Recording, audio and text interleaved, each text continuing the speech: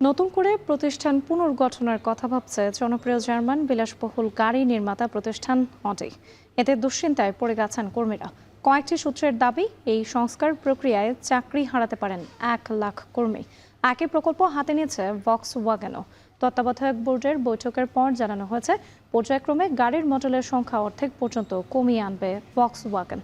উৎপাদন ক্ষমতাও বছরে 1 কোটি থেকে কমিয়ে 90 লক্ষ গাড়িতে নামিয়ে আনার পরিকল্পনা করছে প্রতিষ্ঠানটি।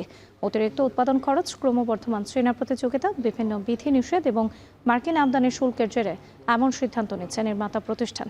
এই খবর প্রকাশের পর বৃহস্পতিবার জার্মানির বিভিন্ন স্থানে বড় ধরনের বিক্ষোভ করেন কর্মীরা।